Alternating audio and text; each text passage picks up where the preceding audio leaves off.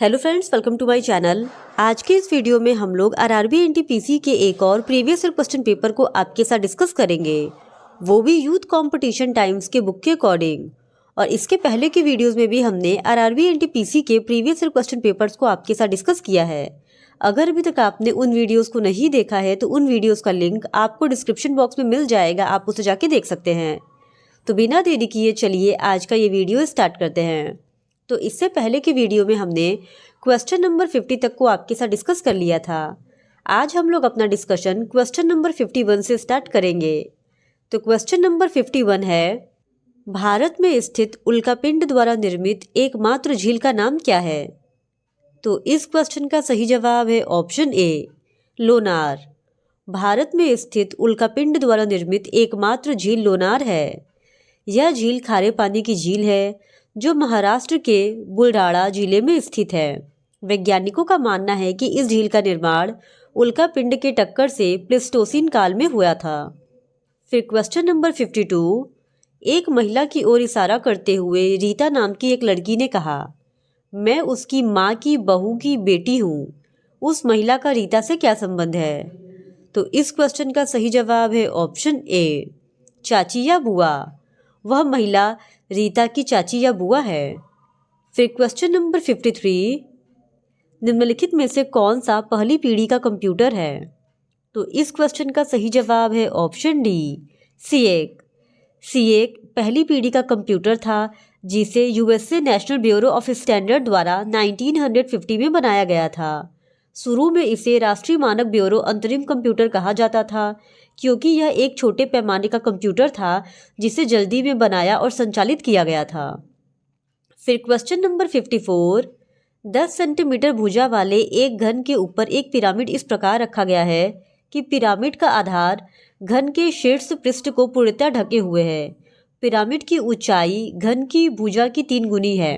इस पूर्ण पिंड का आयतन ज्ञात कीजिए। तो इस क्वेश्चन का सही जवाब है ऑप्शन ए, 2000 सेंटीमीटर क्यूब।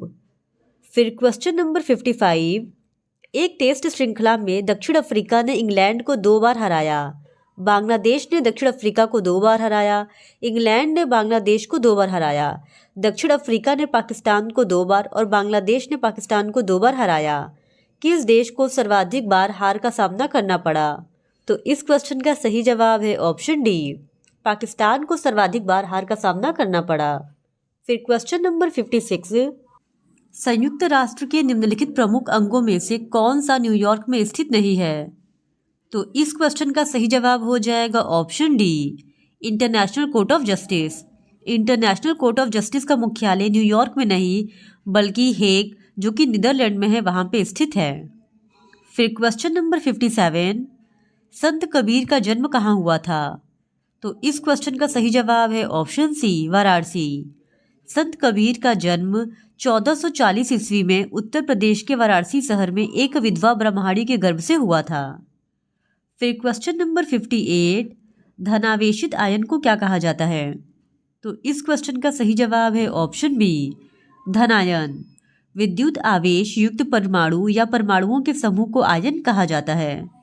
फिर क्वेश्चन नंबर 59, लड़कों और लड़कियों के एक समूह से 12 लड़कियों के निकल जाने पर लड़कों और लड़कियों का अनुपात 2:1 हो जाता है।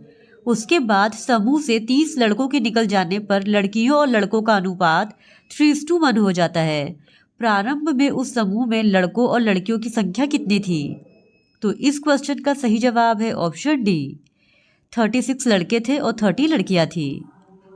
फिर क्वेश्चन नंबर 60, दिए गए कथन और निष्कर्षों को ध्यानपूर्वक पढ़ें और बताएं कि कौन से निष्कर्ष तार्किक रूप से कथन का पालन करते हैं। कथन है, कई विकासशील देशों में जनसंख्या में तीव्र वृद्धि की वजह से प्राकृतिक संसाधनों की कमी हो रही है। निष्कर्ष है पहला, भविष्य में विकासशील देशों की जनसंख्या में वृद्धि जारी नहीं रहेगी। निष्कर्ष 2 है, प्राकृतिक संसाधनों एवं जनसंख्या वृद्धि का प्रबंधन विकासशील देशों के लिए एक बड़ी चुनौती है। तो इस क्वेश्चन का सही जवाब है ऑप्शन डी, केवल 2 पालन करता है। फिर क्वेश्चन नंबर 61, नीचे दी गई आकृति में त्रिभुजों की संख्या ज्ञात कीजिए। तो यहाँ पे एक फिगर दिया गया है और हम लोगों को बताना है कि इसमें कितने ट्रायंगल है। तो इस क्वेश्चन का सही जवाब है ऑप्शन बी 44 ट्रायंगल। फिर क्वेश्चन नंबर 62, सार्वजनिक क्षेत्र की इनमें से कौन सी कंपनी पर्यटकों को पहाड़ी क्षेत्रों में उपयोग के लिए हेलीकॉप्टर सेवा प्रदान करती है? तो इस क्वेश्चन का सही जवाब है option D Pawan Hans limited. Pawan Hans limited Bharat की सार्वजनिक हेलीकॉप्टर सेवा है। यह कंपनी पर्यटकों को पहाड़ी क्षेत्रों में उपयोग के लिए हेलीकॉप्टर सेवा प्रदान करती है। फिर क्वेश्चन नंबर 63, निम्नलिखित में से किस भूतपूर्व विदेशी प्रधानमंत्री को 2021 में पद्म विभूषण से सम्मानित किया गया है? तो इस क्वेश्चन का सही जवाब है ऑप्शन बी शिंजो आबे। वर्ष 2021 के गणतंत्र दिवस की पूर्व संध्या पर जापान के पूर्व प्रधानमंत्री शिंजो आबे को भारत के दूसरे सर्वोच्च नागरिक सम्मान पद्म विभूषण से सम्मानित किया गया है। फिर क्वेश्चन नंबर 64, यदि एक वृत्त की परिधि पर 10 समदूरस्थ बिंदु लिए गए हैं, मान लीजिए उनमें से 2 बिंदु ए और बी इस प्रकार है कि वे व्यास के 2 सिरे हैं। यदि इनमें से यादृच्छिक रूप से चुने गए 3 बिंदुओं को मिलाकर एक त्रिभुज बनाया जाता है तो इसके ए बी व्यास वाले अर्धवृत्त के अंदर होने की प्रायिकता ज्ञात कीजिए, जबकि ए और बी को वृत्त में अंतर्निहित माना गया है। तो इस क्वेश्चन का सही जवाब है ऑप्शन सी 1/3। फिर क्वेश्चन नंबर 65, 2011 की जनगणना के अनुसार इनमें से किस भारतीय राज्य की जनसंख्या घनत्व सबसे कम है?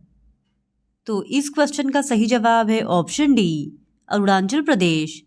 2011 की जनगणना के अनुसार अरुणाचल प्रदेश राज्य का जनसंख्या घनत्व सबसे कम है और सबसे अधिक जनसंख्या घनत्व बिहार का है।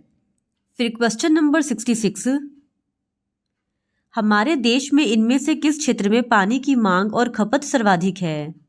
तो इस क्वेश्चन का सही जवाब है ऑप्शन सी कृषि। फिर क्वेश्चन नंबर 67, निम्नलिखित में से कौन 2021 की गणतंत्र दिवस परेड के मुख्य अतिथि थे? तो इस क्वेश्चन का सही जवाब है ऑप्शन डी कोई मुख्य अतिथि नहीं थे। वर्ष 2021 के गणतंत्र दिवस परेड का मुख्य अतिथि कोई नहीं था और ऐसा कोरोना महामारी की वजह से हुआ था। फिर क्वेश्चन नंबर 68, इफ A:B:C = 2:4:6 है तो A/B:B/C:C/A का मान ज्ञात कीजिए। तो इस क्वेश्चन का सही जवाब है ऑप्शन सी 3:4:18।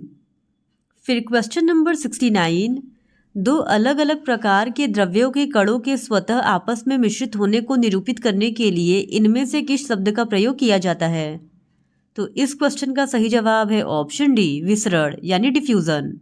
2 या 2 से अधिक पदार्थों के कणों का स्वतः एक दूसरे से मिलकर समांग मिश्रण बनाने की क्रिया को विसरण या डिफ्यूजन कहा जाता है। फिर क्वेश्चन नंबर 70, भारत इनमें से किस समूह का सदस्य नहीं है? तो इस क्वेश्चन का सही जवाब है option B Association of South East Asian Nations. Bharat Association of South East Asian Nations का सदस्य नहीं है। फिर क्वेश्चन नंबर 71, पृथ्वी किस चाल से सूर्य की परिक्रमा करती है? तो इस क्वेश्चन का सही जवाब है ऑप्शन सी 67,000 मील पर आवर। फिर क्वेश्चन नंबर 72, निम्नलिखित में से किस प्राचीन भारतीय दार्शनिक ने पदार्थ के सूक्ष्मतम कण के बारे में उल्लेख किया और इसे परमाणु नाम दिया? तो इस क्वेश्चन का सही जवाब है ऑप्शन बी कणाद। वैशेषिक दर्शन का प्रवर्तक कणाद मुनि को माना जाता है। वैशेषिक दर्शन में कणाद मुनि ने पदार्थ के सूक्ष्मतम कण के बारे में उल्लेख किया और इसे परमाणु नाम दिया। फिर क्वेश्चन नंबर 73, किन 2 चिन्हों को आपस में बदलने पर दिया गया समीकरण संतुलित हो जाएगा? तो इस क्वेश्चन का सही जवाब है option D division and minus. फिर क्वेश्चन नंबर 74, इनमें से कौन महाभारत महाकाव्य पर आधारित लोक गायन की पांडवानी शैली से संबंधित है? तो इस क्वेश्चन का सही जवाब है ऑप्शन ए तीजन बाई। महाभारत महाकाव्य पर आधारित लोक गायन की पांडवानी नृत्य शैली छत्तीसगढ़ का प्रसिद्ध लोक गायन शैली है और पांडवों की कथा से संबंधित होने के कारण इसे पांडवानी नाम दिया गया। इस गायन में नर्तक पांडवों की कथा को गाकर नृत्य करते हैं। तीजन बाई, ऋतु वर्मा, रामाधार सिन्हा, लक्ष्मी साहू, पुनिया बाई आदि पांडवानी शैली के प्रमुख कलाकार हैं। फिर क्वेश्चन नंबर 75, निम्नलिखित में से किसे केंद्रीय सार्वजनिक क्षेत्र उद्यम के रूप में वर्गीकृत नहीं किया जाता है? तो इस क्वेश्चन का सही जवाब है ऑप्शन डी, मैक्रो रत्न। सार्वजनिक क्षेत्र के उद्यमों को आवश्यक निर्धारित मानदंडों को पूरा करने पर नवरत्न, महारत्न और मिनी रत्न कंपनियों की श्रेणी में वर्गीकृत किया जाता है, जबकि मैक्रो रत्न में इसे वर्गीकृत नहीं किया जाता है। फिर क्वेश्चन नंबर 76, दिए गए कथनों और निष्कर्षों को ध्यानपूर्वक पढ़ें और बताएं कि कौन से निष्कर्ष तार्किक रूप से कथनों का पालन करते हैं। कथन 1 है, कुछ सूती कपड़े रेशमी कपड़े हैं। कथन 2 है, सभी रेशमी कपड़े ऊनी कपड़े हैं। कथन 3 है, कोई ऊनी कपड़ा नायलॉन का कपड़ा नहीं है। कथन 4 है, कुछ नायलॉन के कपड़े पॉलिएस्टर है। निष्कर्ष 1 है, कुछ सूती कपड़े नायलॉन के कपड़े हैं। निष्कर्ष 2 है, कोई रेशमी कपड़ा नायलॉन का कपड़ा नहीं है। निष्कर्ष 3 है, कुछ सूती कपड़े ऊनी कपड़े हैं। तो इस क्वेश्चन का सही जवाब हो जाएगा ऑप्शन बी, केवल निष्कर्ष 2 और 3 पालन करते हैं।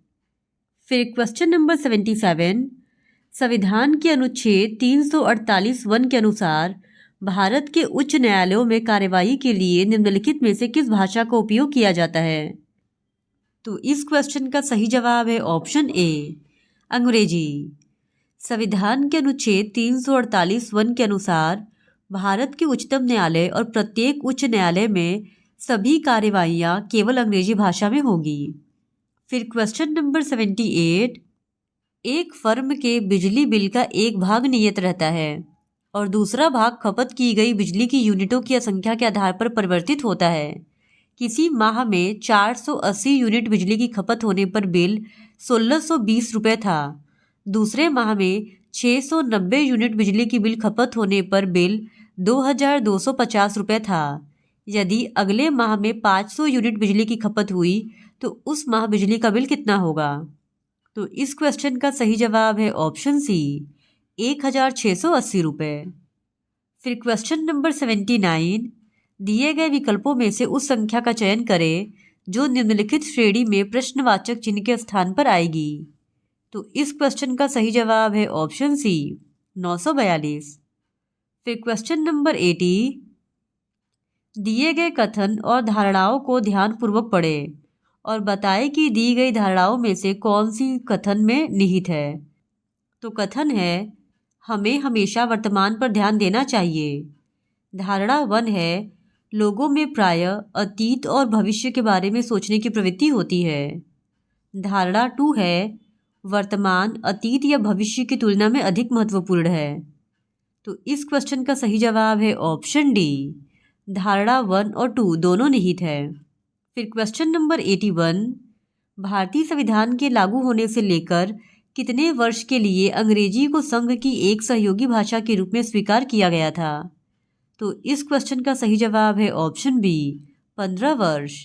संविधान के भाग 17 के अनुच्छेद 343 के अनुसार संघ की राजभाषा हिंदी और लिपि देवनागरी होगी और अनुच्छेद 343(2) खंड 1 में किसी बात के होते हुए भी इस संविधान के प्रारंभ से 15 वर्ष की अवधि तक संघ के उन सभी शासकीय प्रयोजनों के लिए अंग्रेजी भाषा का प्रयोग किया जाता रहेगा जिनके लिए उसका ऐसे प्रारंभ से ठीक पहले प्रयोग किया जाता रहा है। फिर क्वेश्चन नंबर 82, दिए गए कथनों और निष्कर्षों को ध्यानपूर्वक पढ़ें। कथनों में दी गई जानकारी को सत्य मानते हुए विचार करें, भले ही ये सम्मानितः ज्ञात तथ्यों से भिन्न प्रतीत होती हो, और बताएं कि इनमें से कौन से निष्कर्ष तार्किक रूप से कथनों का पालन करते हैं। कथन 1 है, सभी इमारतें कमरे हैं। कथन 2 है, कोई कमरा टावर नहीं है। कथन 3 है, कुछ टावर खंभे हैं। अब निष्कर्ष 1 है, कोई इमारत टावर नहीं है। निष्कर्ष 2 है, कोई खंभा कमरा नहीं है। और निष्कर्ष 3 है, कोई खंभा इमारत नहीं है। तो इस क्वेश्चन का सही जवाब है ऑप्शन सी, केवल निष्कर्ष 1 पालन करते हैं। फिर क्वेश्चन नंबर 83, किसी परीक्षा में 28% छात्र हिंदी में अनुत्तीर्ण हुए हैं और 32% छात्र अंग्रेजी में अनुत्तीर्ण हुए हैं। यदि 20% छात्र दोनों विषयों में अनुत्तीर्ण हुए हैं तो दोनों विषयों में उत्तीर्ण छात्रों का प्रतिशत ज्ञात कीजिए। तो इस क्वेश्चन का सही जवाब है ऑप्शन बी 60%।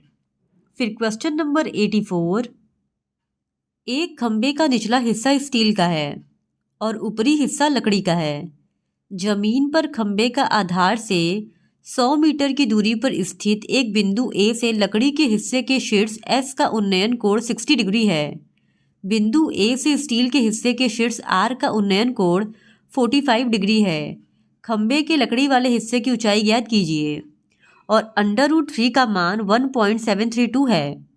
तो इस क्वेश्चन का सही जवाब है ऑप्शन डी 73.2 मीटर। फिर क्वेश्चन नंबर 85, दो साइकिल सवार एक स्थान से विपरीत दिशाओं में साइकिल चलाना आरंभ करते हैं। एक साइकिल सवार 14 किलोमीटर पर घंटे की चाल से उत्तर की ओर जाता है और दूसरा 21 किलोमीटर पर घंटे की चाल से दक्षिण की ओर जाता है। वे कितने समय बाद एक दूसरे से 43.75 किलोमीटर की दूरी पर होंगे? तो इस क्वेश्चन का सही जवाब है ऑप्शन बी 75 मिनट्स के बाद। फिर क्वेश्चन नंबर 86, नीचे दिए गए ग्राफ में किसी शहर में एक सप्ताह के 7 दिनों के दौरान होने वाली वर्षा और केवल दिन के समय होने वाली वर्षा के प्रतिशत को दर्शाया गया है। ग्राफ के आधार पर सर्वाधिक और सबसे कम वर्षा वाले दिनों में हुई वर्षा का अंतर लगभग कितना होगा? तो इस क्वेश्चन का सही जवाब है ऑप्शन ए 100 mm।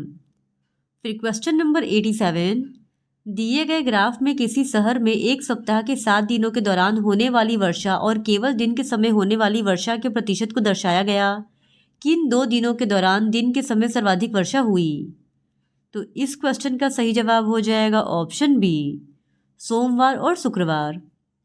फिर क्वेश्चन नंबर 88, दिए गए पाई चार्ट में मोबाइल फ़ोन बनाने के क्रम में हुए विभिन्न प्रकार के व्ययों के प्रतिशत को दर्शाया गया है। यहाँ पे एक पाई चार्ट दिया गया है और इसमें मोबाइल फ़ोन के बनाने में जितने भी कॉस्ट लगे हैं उनको दर्शाया गया है। अब क्वेश्चन ये है कि यदि 250 मोबाइल फ़ोन बनाने की कुल लागत 25 लाख है तो एक फ़ोन की परिवहन लागत कितनी होगी? तो इस क्वेश्चन का सही जवाब है ऑप्शन बी 1000 रुपये। फिर क्वेश्चन नंबर 89, दिए गए पाई चार्ट में मोबाइल फ़ोन बनाने के क्रम में हुए विभिन्न प्रकार के व्ययों के प्रतिशत को दर्शाया गया है। तो यहाँ पे एक और पाई चार्ट दिया गया है और इस पाई चार्ट में भी मोबाइल बनाने के क्रम में जितने भी एक्सपेंडिचर हुए हैं उसको दर्शाया गया है। अब क्वेश्चन ये है कि यदि 250 मोबाइल फ़ोन बनाने की कुल लागत 25 लाख है तो एक मोबाइल की पैकेजिंग लागत उसकी तकनीकी लागत से कितनी कम है? तो इस क्वेश्चन का सही जवाब हो जाएगा ऑप्शन ए 1000 कम है। फिर क्वेश्चन नंबर 90, दिए गए आरेख में वृत्त उत्तर भारत के सांसदों को निरूपित करता है, वर्ग 70 वर्ष से अधिक आयु वाले सांसदों को निरूपित करता है और त्रिभुज स्नातकोत्तर सांसदों को निरूपित करता है। कौन सा क्षेत्र शेष भारत के 70 वर्ष से कम आयु वाले स्नातकोत्तर सांसदों को निरूपित करता है? तो इस क्वेश्चन का सही जवाब है ऑप्शन ए एफ। फिर क्वेश्चन नंबर 91, 6 व्यक्ति A B C D E और एफ अलग अलग कार्यालयों KLMNO और P में कार्यरत हैं। जरूरी नहीं कि इसका क्रम यही हो। इनमें से 3 पुरुष और 3 महिलाएं हैं। BE की पत्नी है और कार्यालय N में कार्यरत है। कोई भी महिला कार्यालय L या P में कार्यरत नहीं है। C D की बहन है और कार्यालय K में कार्यरत है। F कार्यालय M में कार्यरत है। D कार्यालय L में कार्यरत है। कोई भी पुरुष कार्यालय O में कार्यरत नहीं है। इनमें से कौन कार्यालय P में कार्यरत है? तो इस क्वेश्चन का सही जवाब है ऑप्शन सी ई। फिर क्वेश्चन नंबर 92, विकल्पों में दिए गए 4 स्थानों में से 3 एक निश्चित तरीके से संगत है और एक असंगत है। असंगत विकल्प का चयन कीजिए। तो इस क्वेश्चन का सही जवाब है ऑप्शन ए राजपथ दिल्ली, साबरमती आश्रम अहमदाबाद, राजघाट नई दिल्ली और मणि भवन मुंबई, ये तीनों ही महात्मा गांधी से संबंधित है, जबकि राजपथ नई दिल्ली में स्थित है जो कि उनसे संबंधित नहीं है। इस वजह से ऑप्शन ए इस सवाल का सही जवाब हो जाएगा। फिर क्वेश्चन नंबर 93, दिए गए कथनों और निष्कर्षों को ध्यानपूर्वक पढ़ें। कथनों में दी गई जानकारी को सत्य मानते हुए विचार करें, भले ही यह सामान्यतः ज्ञात तथ्यों से भिन्न प्रतीत होती हो, और बताएं कि इनमें से कौन से निष्कर्ष तार्किक रूप से कथनों का पालन करते हैं। कथन 1 है कुछ कारें बसें हैं। कथन 2 है सभी रेलगाड़ियां कारें हैं। कथन 3 है सभी विमान रेलगाड़ियां हैं। निष्कर्ष 1 है सभी विमान बसें हैं। निष्कर्ष 2 है कुछ कारें विमान है। तो इस क्वेश्चन का सही जवाब हो जाएगा ऑप्शन डी, केवल निष्कर्ष 2 पालन करता है। फिर क्वेश्चन नंबर 94, उस विकल्प का चयन करें जो निम्नलिखित श्रृंखला में प्रश्न चिन्ह के स्थान पर आ सकता है। तो यहाँ पे हमको बताना है कि क्वेश्चन मार्क की जगह क्या आएगा। तो इस क्वेश्चन का सही जवाब है ऑप्शन डी 5। फिर क्वेश्चन नंबर 95, उस पद का चयन करें जो निम्नलिखित श्रृंखला में प्रश्न चिन्ह के स्थान पर आ सकता है।